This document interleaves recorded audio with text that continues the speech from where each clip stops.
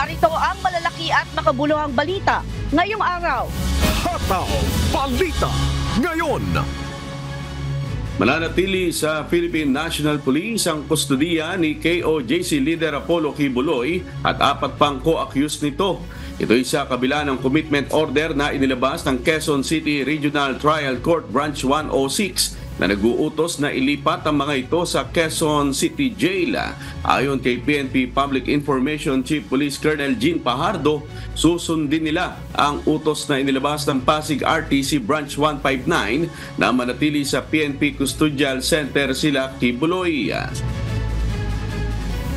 Today po ay nakatakda pong mag-submit po ng report at sagutin po itong court order po na ito ng CADG being who has legal custody po nitong mga naaresto po natin para i-inform po ang court na mayroon din pong inilabas na order po ang RTC Pasig directing the PNP to retain the custody po nito pong mga nasabing individual dahil yung kaso po nila sa Pasig po ay non-bailable po.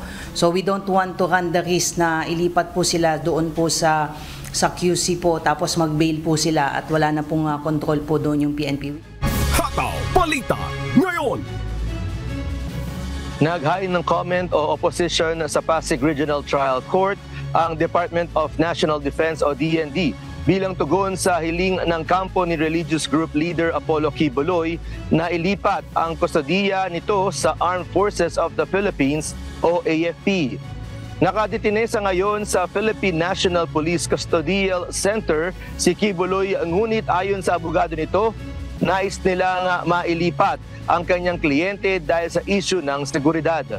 Paliwanag ni ASEC D ang mga detention facility ng AFP ay para lamang sa kanilang mga tauhan na may kinakaharap na kaso at hindi para sa mga sibilyan gaya ni Kibuloy at kanyang mga kapwa-akusado.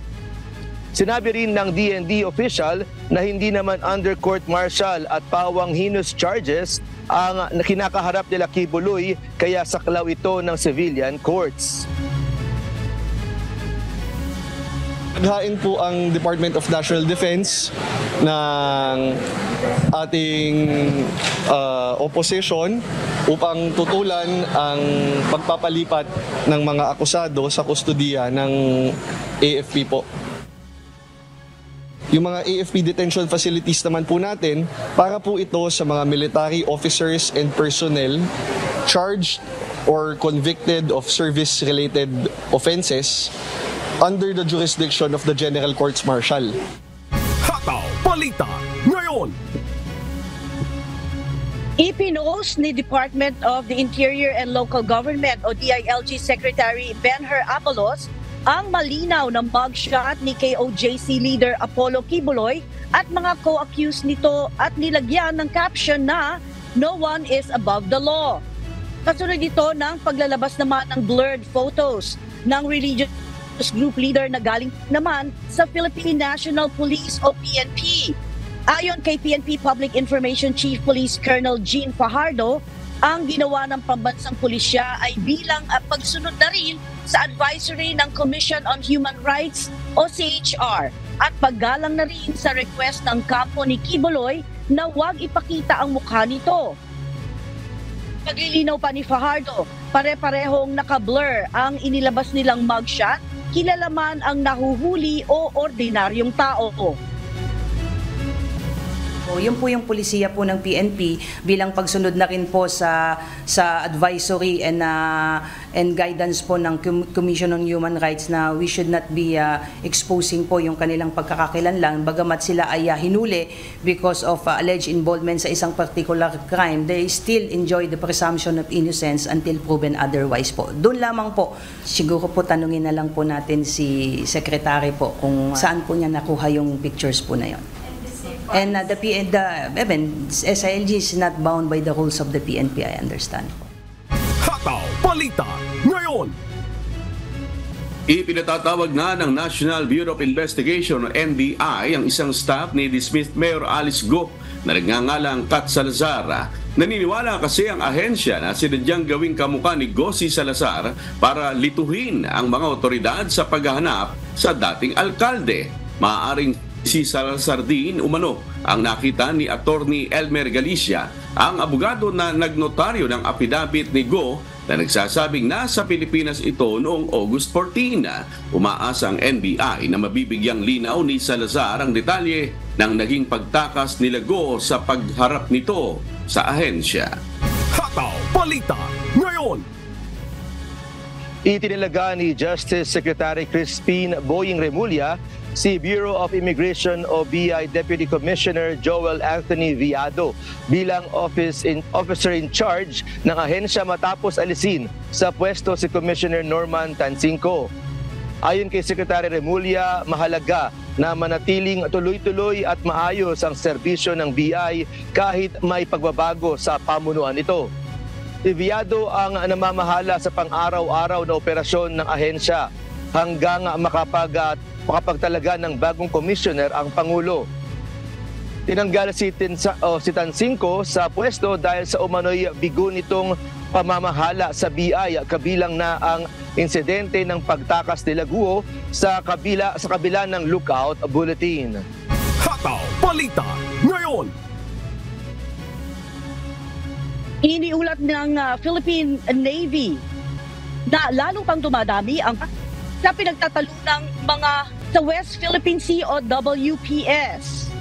Batay sa latest monitoring mula 203 noong nakaraang linggo ay nadagdagan pa ito at umabot na sa 207 mula September 3 hanggang September 9.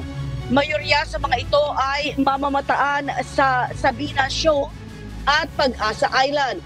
Tumaas din ang bilang ng Chinese Maritime Militia vessels sa Iroquois Reef. Inaalam pa ng Philippine Navy kung bakit dumadami din ang bilang ng mga Chinese vessels sa Iroquois Reef. We have noted that increase only for the period covered, so we are still trying to assess why there is an increase in number in Iroquois or Rizal Reef. However, we could say that for Sabina or Escoda is because of the extra attention that we have given to that particular shoal. For Iroquois or Rizal, we are still trying to assess. Hataw Balita ngayon. Asahan ng mas mataas na singil sa kuryente ng Meralco ngayong buwan ng Setyembre. Ito'y dahil bagaman bumaba ang generation charge dahil sa murang supply ng kuryente, ay tumaas naman ang transmission charge. Ayon sa isang consumer group, humihiling din ang Meralco ng dagdag singil sa distribution charge mula sa 1.35 per kilowatt-hour. Nais ng Meralco na gawin itong 1.57 per kilowatt-hour. Sinabi naman ng kumpanya na hihintayin nila ang resulta ng gagawing review ng Energy Regulatory Commission o ERC sa basis ng kanilang rates. Inatasan na ng Senado ang ahensya na pag-aralan ang dagdag singil na ito ng power distributor.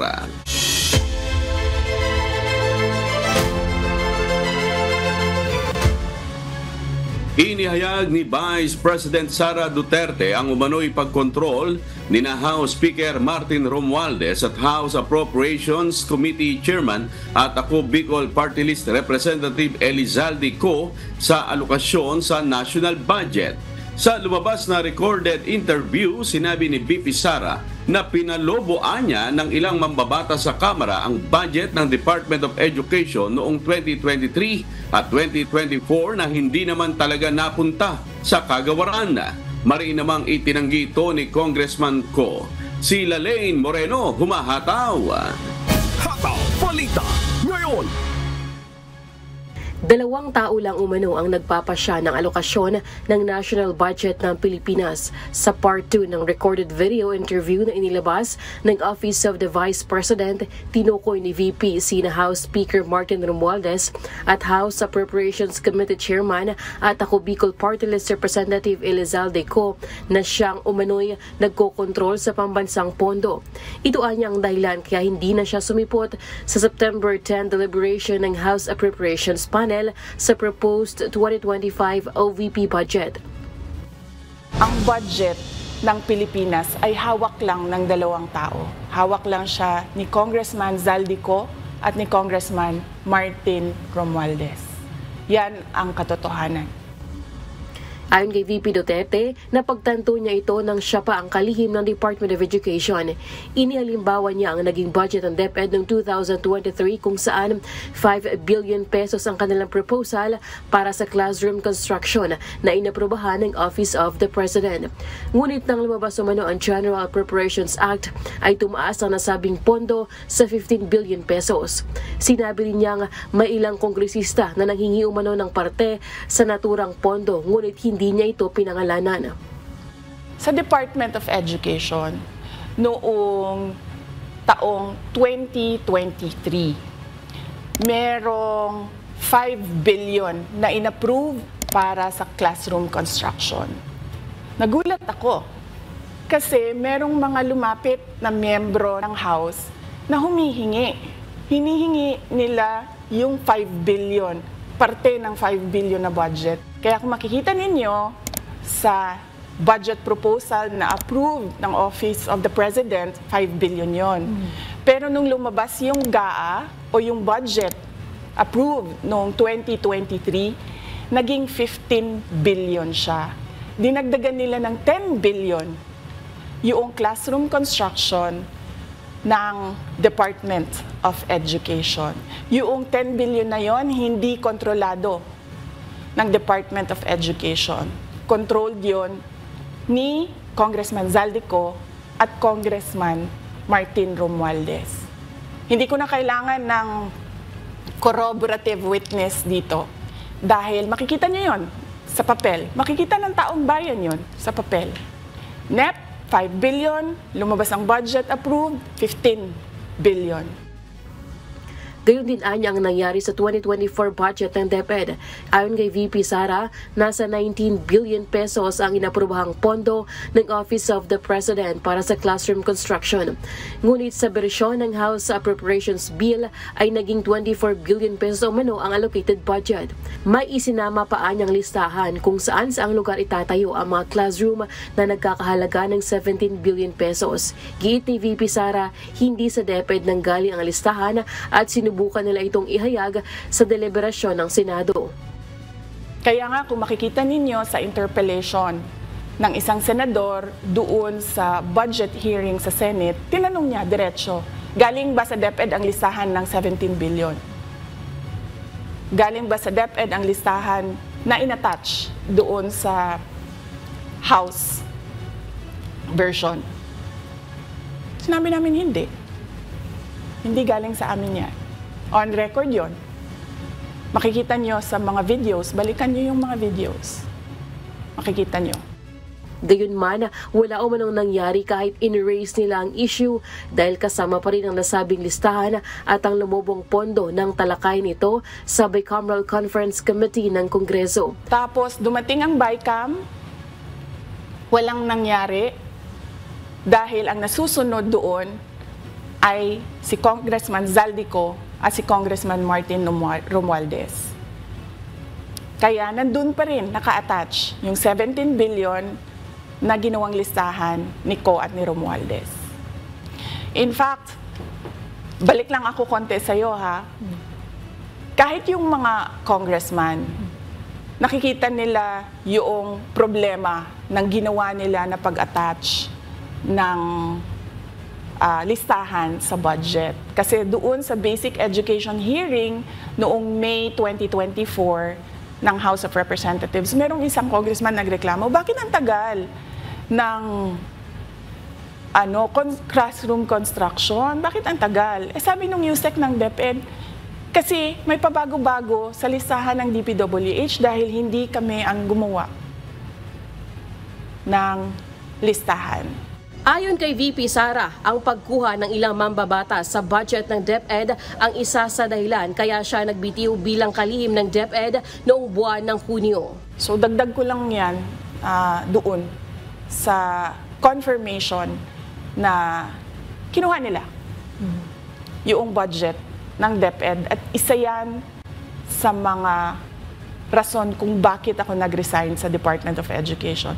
Hindi na ako papayag na sa susunod na taon, ganyan pa rin ang gawin nila at ako yung mananagot sa ginagawa nila.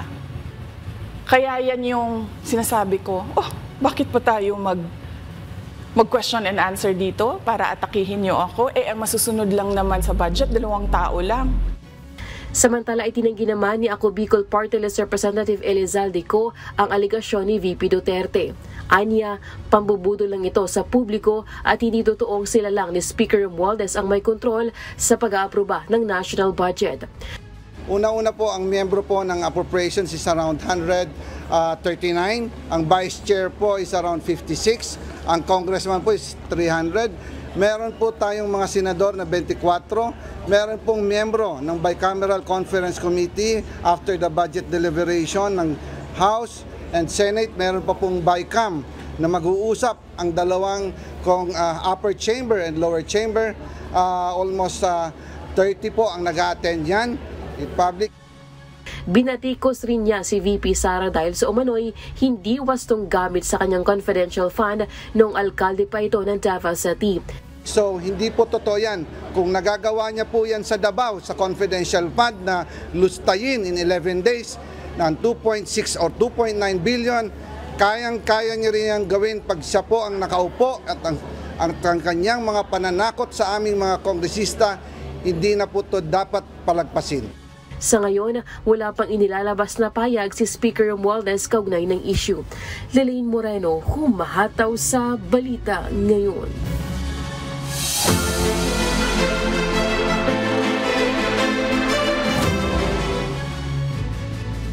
Umakyat na sa 20,814 ang kaso ng dengue na naitala sa Western Visayas kung saan 51 dito ang binawian ng buhay.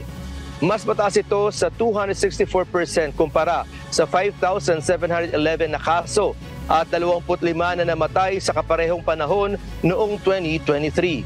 Ayon kay Dr. Bea Camille na Natalaray, Program Medical Coordinator for Emerging and Re-Emerging Infectious Disease Cluster ng DOH Western Visayas, patuloy nilang binabantayan ang occupancy rate ng mga ospital na sa kasalukuyan ay nasa 70 to 72% ng puno. Kaya naman pinayuhan niya ang publiko na agad magpakonsulta at sumunod sa 4S strategy upang maiwasan ang paglala ng sakit.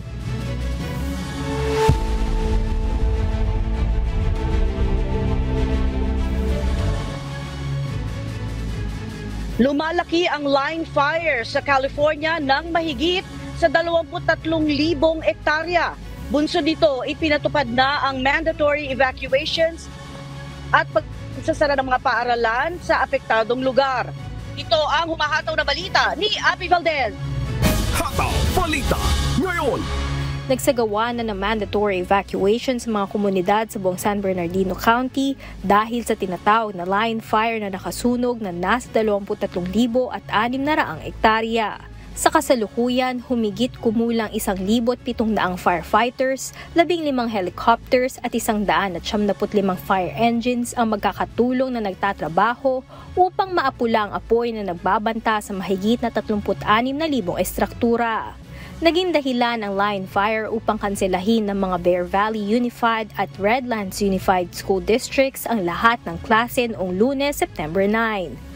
Matapos ang matinding init sa California na umabot sa triple digits, nagkaroon ng malabagyong pyrocumulus at fire clouds. Samantala, mayroon ding apoy sa Orange County sa Trabuco Canyon na tinatawag na airport fire na nagdulot ng mandatory evacuation sa 3 lugar at evacuation warnings naman sa iba. Abby Valdez, humahataw sa balita ngayon. Hataw Balita ngayon. Nangako si North Korean leader Kim Jong-un na ihahanda na ang kanyang nuclear force sa posibleng laban sa potensyal na US-led conflict. Ito ang humahataw na balita ni Axis Salem.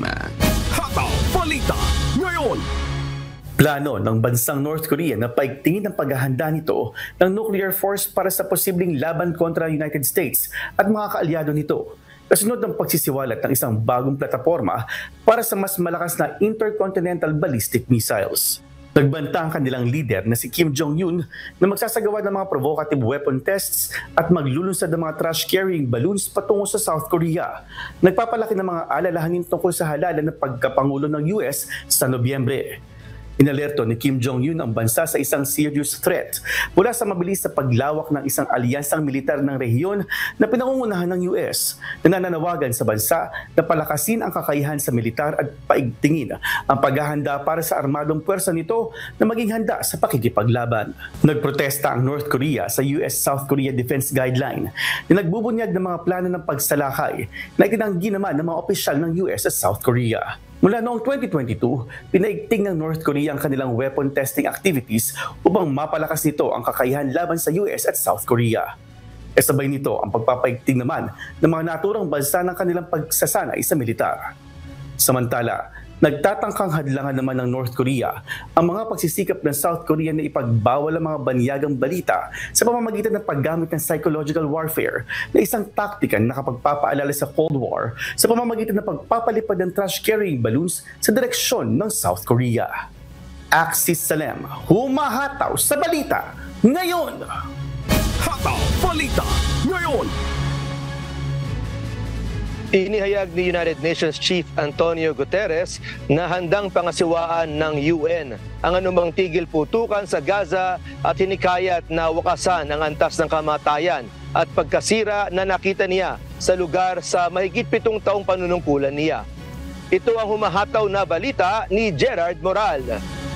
Hataw Balita Ngayon!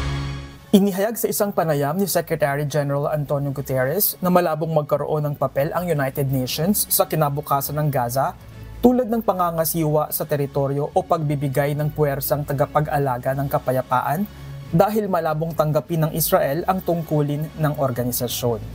Gayunman, sinabi niya na magagamit ang UN upang suportahan ang anumang tigil putukan. Nagpapanatili ng isang military monitoring mission sa Middle East ang United Nations na kilala bilang UNTSO mula noong 1948. Sinabi ni Guterres na mula sa kanilang panig, ito ay isa sa mga hypotheses na inilagay nila sa talahanayan. Binigyang diin ni Guterres ang urgency ng isang tigil putukan na nagsasaad na ang antas ng pagdurusa na kanilang nasasaksihan sa Gaza sa kanyang mandato bilang Secretary General ng United Nations. Sinabi rin nito na hindi pa siya nakakita ng ganoong antas ng kamatayan at pagkawasak na nakikita sa Gaza nitong mga nakaraang buwan. Binigyang diing din niya ang pangangailangan ng two-state solution sa Israeli-Palestinian conflict ay hindi lamang viable, bagkus ito rin ang tanging solusyon.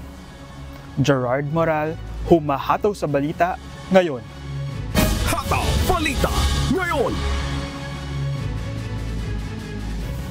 Patuloy ang negosasyon sa pagitan ng Airline Pilots Association at Air Canada. Bunsod nito, nagpaplano na ang kumpanya sa maaaring pagtigil ng operasyon nito kung hindi magkakaroon ng agreement sa pagitan ng dalawang panig. Ito ang humahataw na balita ni Oraline Quijano. Hataw Balita Ngayon! Kinumpirma ng Air Canada Airline na naghahanda na ito sa posibleng maging shutdown ng operations bunsod ng isinasagawang kilos protesta ng mga piloto na kabilang sa Airline Pilots Association. Sa kasalukuyan, patuloy ang negosasyon ng Air Canada at Airline Pilots Association o ALPA, ngunit wala pang naaabot na kasunduan. Kabilang sa ipinaglalaban ng ALPA na union na kumakatawan sa mahigit 5,200 pilots ay ang pagtaas ng kanilang sahod. Ayon sa grupo, nais ng mga piloto na ma-bridge ang wage gap na nararanasan nila kumpara sa kanilang US counterparts, kung saan nasa 45% na mas mataas ang sahod ng mga piloto sa Estados Unidos. Samantala, kung matutuloy ang pilot strike, ang suspended operations ay maaaring makaapekto sa 110,000 passengers kada araw. Oraline Quijano, humahataw sa balita ngayon.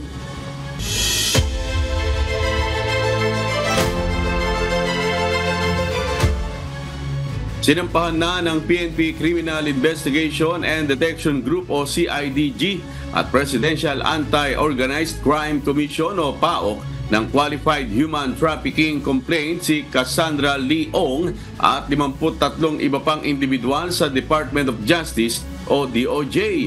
Si Ong ang itinuturong pangunahing respondent ng 10 Chinese at 4 na mga Pilipinong nagtatrabaho sa Lucky South 99 na umano'y dinukot. Sa ngayon, wala pang komento ang kampo ni Ong tungkol sa bagong reklamong isinampa laban dito. Si Catherine Cassandra Ong, dahil siya ay isa sa mga incorporators at may-ari ng Whirlwind Corporation, at bukod doon, lumalabas sa ebidensya na pinatakbo niya ang Lucky South 99. Hataw Balita ngayon!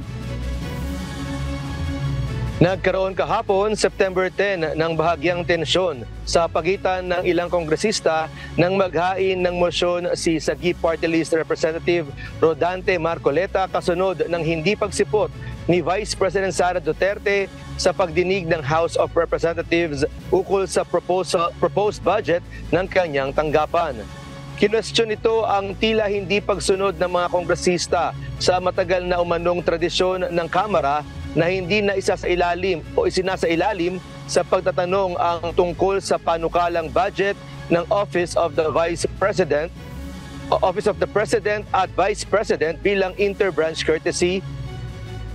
Dito na nagkaroon ng pagtatalo sa office o sa off-mic discussions ng ang ilang mambabatas tungkol sa nasabing issue.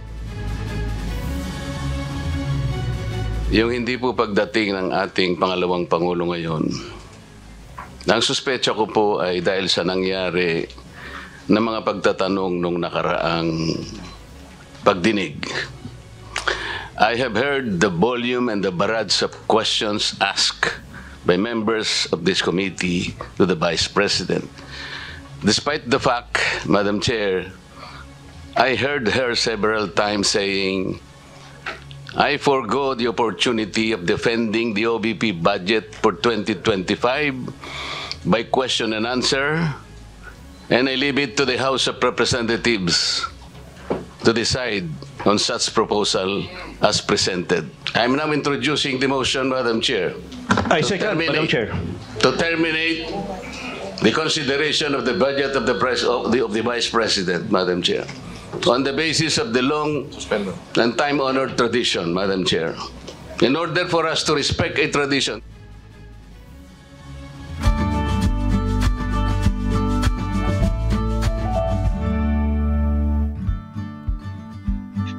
alamin ang magiging lagay ng panahon sa iba't ibang panig ng bansa ngayong araw ng Miyerkules. Panoorin natin ang update mula naman sa Philippine Weather Bureau, Pag-asa. Sa ating latest satellite images, makikita na natin na itong bagyo na binabantay natin sa labas ng Philippine Area of Responsibility mula sa pagiging tropical depression kahapon, ito ay tropical storm na ibig sabihin lumakas pa ito sa kategorya ng mga bagyo after po ng tropical depression ay tropical storm na ito at ang susunod dito ay severe tropical storm. So ngayon may international name siya na bibingka. Ibig sabihin po pala ng bibingka, ito ay parang puding o parang bibingka rin dito sa atin sa bansa at ito ay nagmula naman sa Macau, China. Ito po yung nagbigay ng pangalan nitong bagyong ito. Samantala, makikita natin patuloy pa rin yung epekto ng southwest monsoon o hanging habagat, partikular na sa may kanlurang bahagi ng ating bansa, habang sa silangang bahagi ng ating kapuluan ay nakakaapekto na itong kaulapan na dala ng bagyong si Bibingka. So posible magkaroon ng maulap na kalangitan na may mga pag-ulan lalong-lalo na sa may bahagi ng Eastern Visayas, gayon din sa ilang bahagi ng Bicol Region at Caraga sa araw na ito. At posible nga sa pagkilos ng bagyong Bibingka pa hilagang kanluran ay posible nito mapalakas yung hanging habagat. Pero ngayong araw, malaking bahagi pa rin ng ating bansa ay makakaranas ng generally fair weather, pero posible pa rin yung mga isolated o pulupulong pag-ulan, pagkulog sa hapon hanggang sa gabi. May mga pag-ulan din tayo sa mga madaling araw. Yan po ay isa sa mga karakteristik ng southwest monsoon o hanging habagat. So makikita natin dito sa may bahagi ng Mindanao, generally fair weather din tayo at silang bahagi ng Luzon. At tingnan natin itong inaasahang magiging track ng bagyong si Bibingka.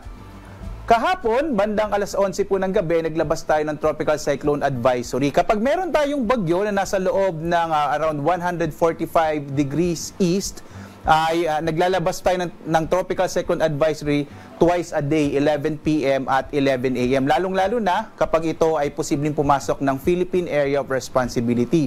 So makikita nga natin, maliit yung tsansa na maglandfall sa ating bansa ang bagyong si Bibingka. Pero nakikita pa rin natin ang potensyal na palakasin nito yung hanging habagat. Kaya po ang nakikita natin sa pagkilos ng bagyong Bibingka pa northwest, posibleng magkaroon ng mga pag-ulan lalong-lalo na sa area ng Visayas at gayon din Southern Luzon. Ito yung Calabarzon, Bicol Region, Mimaropa. Starting tomorrow. So bukas mararamdaman na natin yung epekto ng habagat, partikular na sa Kabisayaan. Pagdating ng araw ng Biyernes, Sabado, mararamdaman na rin ang epekto ng habagat, partikular na dito naman sa Mimaropa, Calabarzon, sa Metro Manila at Central Luzon. This weekend possible na medyo maulap yung kalangitan, na may mga kalat-kalat din ng mga pag-ulan. Posible din yung malalakas na mga pag-ulan sa Kabisayaan pagdating ng araw ng Biyernes, Sabado. So mag-ingat po tayo sa mga posibilidad ng mga biglaang pagbaha at pagguho ng lupa dahil sa posibleng lakas o epekto ng habagat sa mga susunod na araw. Makikita din natin sa track ng bagyong si Bibingka, araw po ng Biyernes hanggang Sabado, posible itong pumasok ng Philippine Area of Responsibility. Kung sakaling ito ay papasok ng PAR, ay ang magiging pangalan niya ay Ferdi. So yun po yung susunod na pangalan ng bagyo. Pero makikita din natin, posible rin kasi halos nasa northeastern boundary ng PAR itong track ng bagyong Bibingka. So may posibilidad din na hindi ito pumasok ng PAR. So marami pa pong mga updates na pwedeng mangyari ito sa bagyo, kaya lagi po tayong tumutok sa mga update ng Pag-asa. Gayun pa man, pumasok man o hindi ng Philippine Area of Responsibility ang bagyong si Bibingka, nakikita pa rin natin yung pagpapalakas sa hanging habagat na magdadala ulit ng mga pag-ulan, kagaya po ng binanggit ko kanina, starting tomorrow dito sa area ng Visayas, kasama yung Mimaropa, Calabarzon at Bicol Region, pati Metro Manila towards the weekend. Samantala, wala tayong nakataas sa gale warning, kaya ligtas sa pumalat ang mga sakyang pandagat malilit na mga bangka sa mga baybayin ng ating bansa, bagamat mag-ingat pa rin kapag meron tayong mga thunderstorms, maring lumakas yung alon ng karagatan. Ang araw natin sisikat, ganap na 5:45 na umaga at lulubog, ganap na 6:01 na gabi. At napanood po natin ang update mula kay Pag-asa Weather Specialist Obed Madrina. Tandaan, sa bawat araw na ating nasisilayan, tayo'y magpasalamat sa Diyos na may ganap.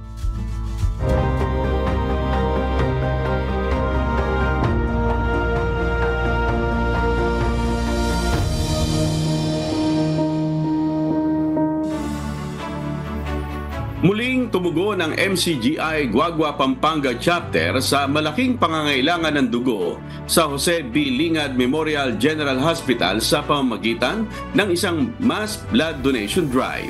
Si Erica Endraca humahataw. Dumarami ang bilang ng nangangailangan ng dugo sa Pilipinas ngayong panahon ng tag-ulan ayon sa Department of Health. At isa sa mga ospital na may malaking pangangailangan ng dugo ay ang Jose B. Lingad Memorial General Hospital sa Pampanga.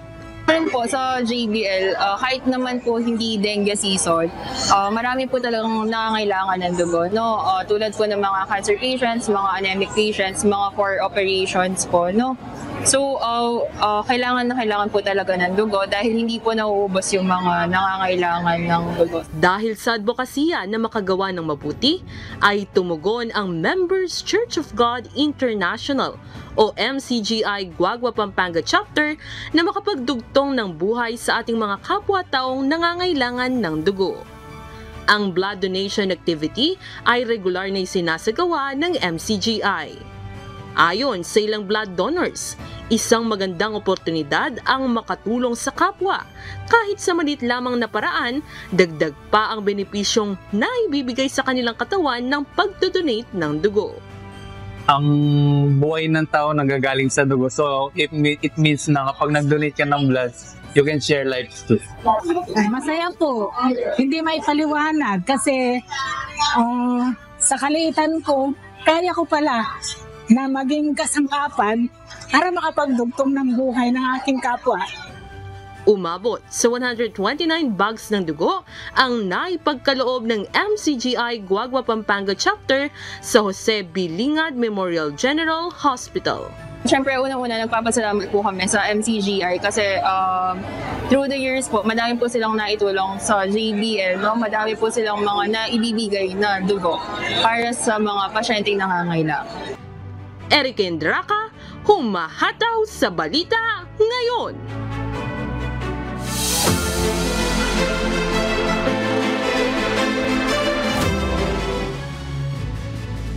Nasunog ang tinatayang 1,000 bahay sa Sitio Canluran, Barangay Zapore 3, Bacoor, Cavite, kung saan nawalan ng tirahan ng mahigit 1,000 pamilya. Si Benedict Samson, humahataw. Hataw Balita ngayon.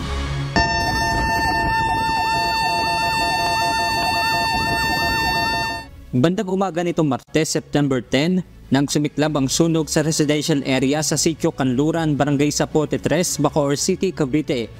Dahil gawa sa light material sa mga bahay, mabilis na kumalat ang apoy. Kanya-kanya nang inilikas ng mga apektadong residente ang kanilang mga gamit nang itinaas sa ikatlong alarma ang sunog. Si Tirso Sonyo, wala nang naisalbang gamit dahil sa pagmamadaling lumikas. Talagang napakasakit na sinapit namin dahil sinadya talaga pagsunog.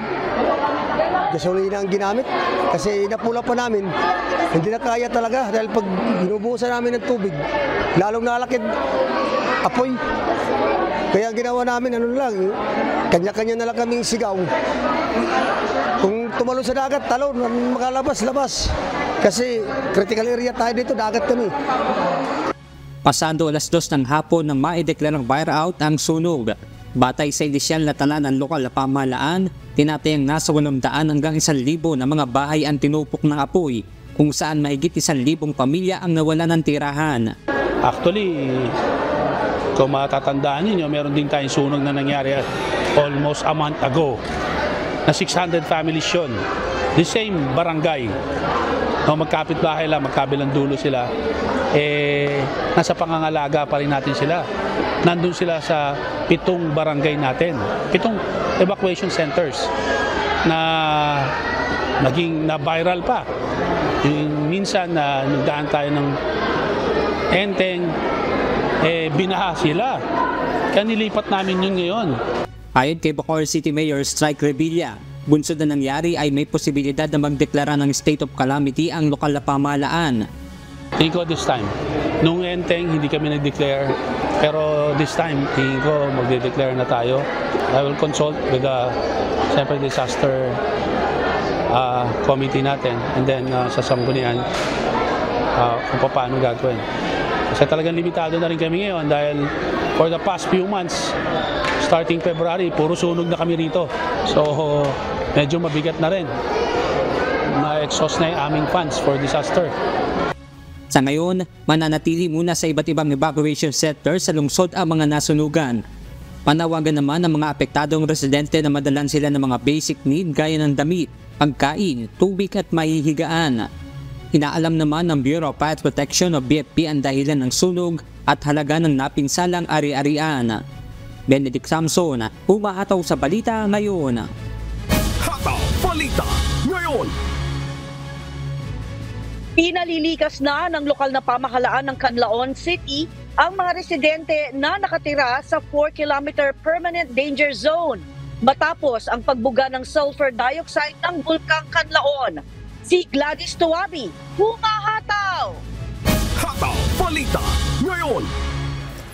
Dahil sa pagtaas ng aktibidad ng Bulkang Canlaon, nasa mga evacuation centers na ngayon ang ilan sa mga residenteng nakatira sa paligid ng Mount Canlaon na sakop ng 4-kilometer permanent danger zone.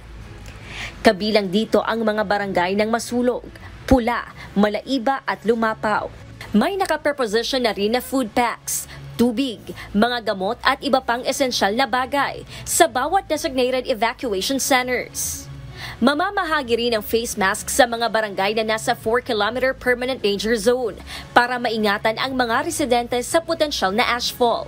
Bukod dito, nagsagawa na rin ng water sampling ang lokal na pamahalaan ng lungsod dahil sa posibleng kontaminasyon ng kanilang water sources.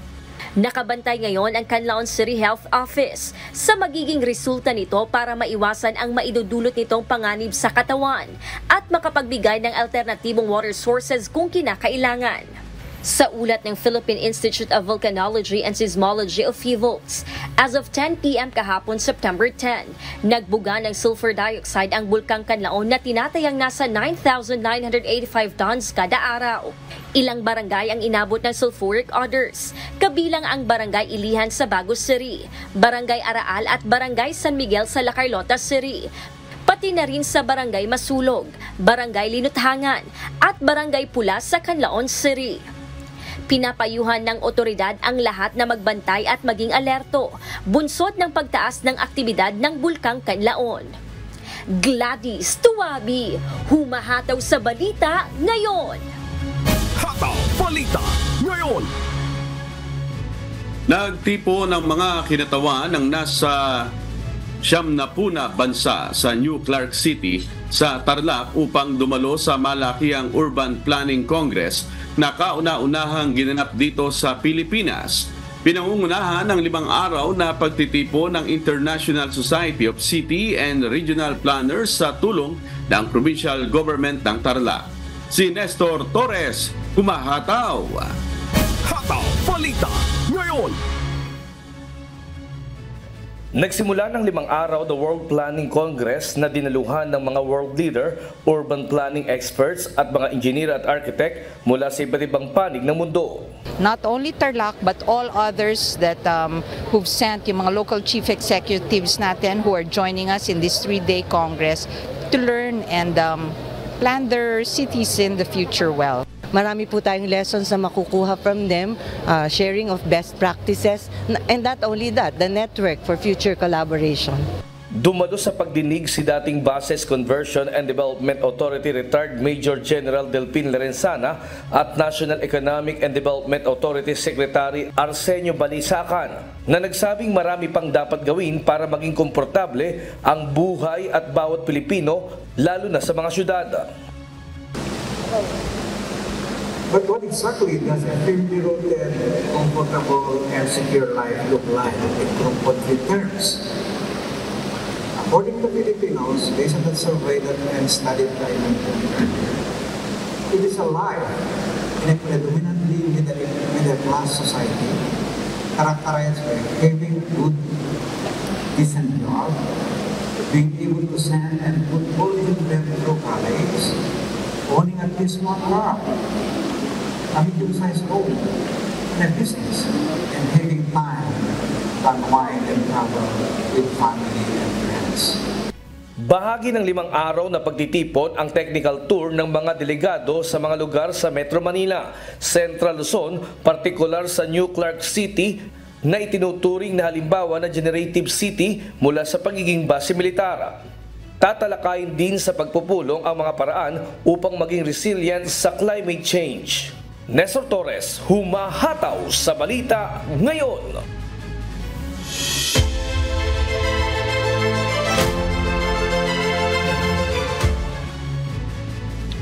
Binalaan ni Pangulong Ferdinand Marcos Jr. ang mga nasa likod ng palakasan system sa pagkuha ng ambulansya sa bansa. Binigyan din ni PBBM sa isinagawang pamamahagi ng 129 patient transport vehicles o ambulansya sa Quirino Grandstand kahapon, September 10. Ayon sa Pangulo, hindi aniya dapat pinupolitika ang healthcare system ng bansa. Dahil dito, nagbigay ng mahigpit na bilin ang punong ehekutibo sa Philippine Charity Sweepstakes Office o PCSO na iwasan ang palakasan system sa pagbibigay ng ambulansya sa mga lokal na pamahalaan. Magpapatuloy din aniya ang pamamahagi ng ambulansya lalo na sa mga malalayong lugar ng bansa na hindi na kinakailangan pang lumapit at makiusap sa mga politiko. Kaya ko hindi naman dapat pinupolitika ang healthcare system natin. Antayin na lang ninyo na may ambulansang darating sa inyo. Ang instruction ko talaga kay GML, sabi ko sa kanya, alam mo, pagka pinag-uusapan ng ambulansya, healthcare na yan, buhay na ng tao yan. Dapat wag nang pinupolitika yan. Dahil alam ko naman ang sistema na nung gobernur ako, kung malakas ka, makakakuha ka ng ambulance. Kung hindi ka malakas, ay mababa ka sa listahan.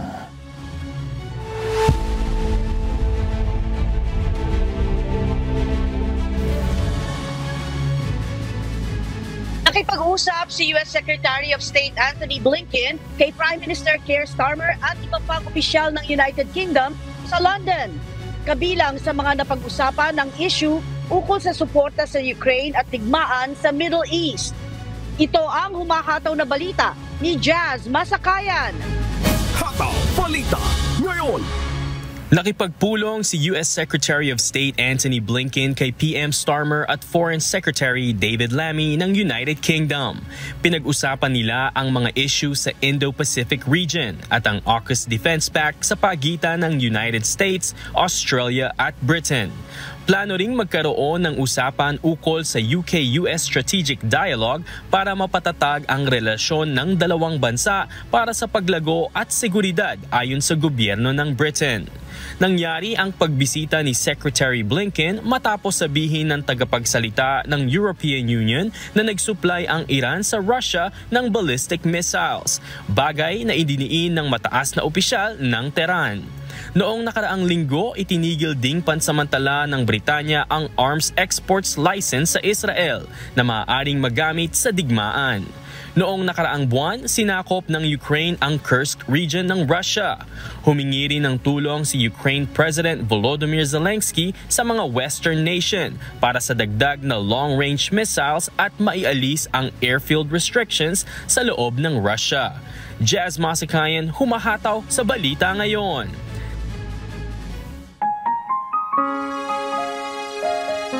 At sa aming ibabahaging mga salita ng Diyos na ating sandigan, mula sa Awit Kapitulo 32, Talatang 5. Aking kinilala ang aking kasalanan sa iyo, at ang aking kasamaan ay hindi ko ikinubli. Aking sinabi, aking ipahayag ang aking pagsalangsang sa Panginoon, at iyong ipinatawad ang kasamaan ng aking kasalanan.